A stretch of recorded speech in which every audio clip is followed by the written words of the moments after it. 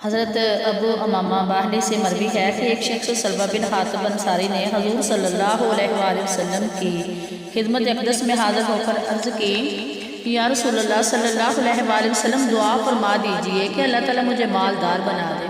نبی کریم علیہ السلام نے اسے سمجھایا کہ تھوڑا مال اچھا ہوتا ہے جس کا انسان شکریہ ادا کر سکے۔ چنانچہ سلمہ چلا گیا۔ پھر کچھ مدت کے بعد حاضر خدمت ہو کر اس نے درخواست کی کہ دعا کے لیے دامن پھیلا دیا اور عرض کیا کہ میں تیری سخاوت پہ قربان جاؤں، میں کیوں نہ آقا تیرے در پہ دامن بچھاؤں، تیرے ہاتھ تھکتے نہیں کملی والے، کرم کے خزانے لٹاتے لٹاتے۔ تو یا رسول اللہ صلی اللہ علیہ وآلہ وسلم مجھے قسم ہے اس ذات کی جس نے آپ کو نبی برحق بنا کر بھیجا ہے، اگر اللہ تعالیٰ نے مجھے مال عطا کر دیا تو میں ہر حقدار کا حق ادا کروں گا۔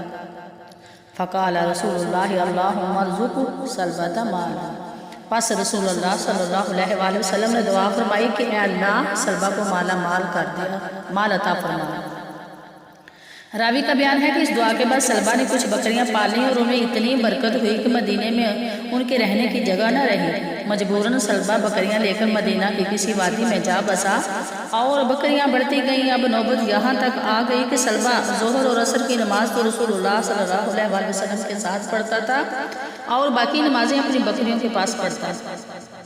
اس کے بعد بکریاں اور زیادہ ہو گئیں کہ اسے مدینے سے دور جنگل میں جانا پڑا۔ پھر ظہر عصر بھی جاتی رہی، صرف جمعہ میں حاضر ہونے لگا۔ پھر بکریاں اور بڑھ گئیں تو بکریوں کی دیکھ بھال اور ان کی رکھوالی میں مصروف رہنے کی وجہ سے جمعہ سے بھی جاتا رہا۔ آخر ایک دن امام الانبیاء صلی اللہ علیہ وآلہ وسلم نے پوچھ ہی لیا کہ سلمہ کدھر ہے؟ نہ نمازوں میں نظر آتا ہے اور نہ جمعے میں۔ فقالوا له یا رسول اللہ اتخذ سلمة غنما ما يسقها واد، صحابہ کرام نے عرض کیا یا رسول اللہ صلی اللہ علیہ وآلہ وسلم اس کی بکریاں اتنی زیادہ ہو گئی ہیں کہ وہ یہاں کسی جگہ سما نہیں سکتی، یعنی وہ بہت زیادہ ہو گئی ہیں اور وہ ہر وقت ان کی دیکھ بھال میں لگا رہتا ہے، اس لیے جماعت سے غیر حاضر رہتا ہے۔ فقال رسول اللہ یا ویحا سلمة یا ویحا سلمة، پس فرمایا رسول اللہ صلی اللہ علیہ وآلہ وسلم نے کہ سلمہ پر افسوس، سلمہ پر افسوس۔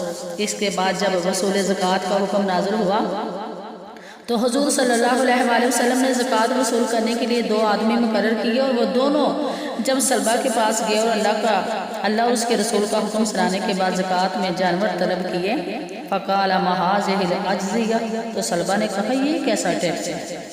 کہنے لگا اگر تم نے کسی اور جگہ جانا ہے تو جاؤ، فارغ ہو کر میرے پاس آنا۔ چنانچہ جب وہ دونوں دوبارہ سلمہ کے پاس آئے تو کہنے لگا جاؤ اس بار میں سوچوں۔ دونوں واپس آ گئے اور رسول اللہ صلی اللہ علیہ وآلہ وسلم کی خدمت اقدس میں حاضر ہو گئے۔ ابھی خاموش ہی تھے کہ حضور نے فرمایا فلما رآہما رسول اللہ قال قبل ان يتکلم یا ویحا سلمة، کہ رسول اللہ صلی اللہ علیہ وآلہ وسلم نے ان کے کلام کرنے سے پہلے فرما دیا سلمہ پر افسوس، سلمہ پر افسوس۔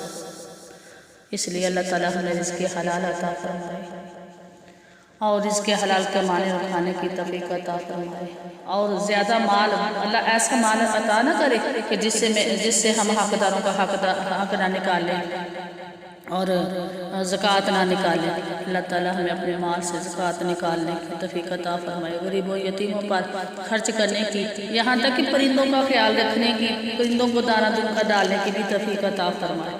آمین ثم آمین۔ سبحان اللہ۔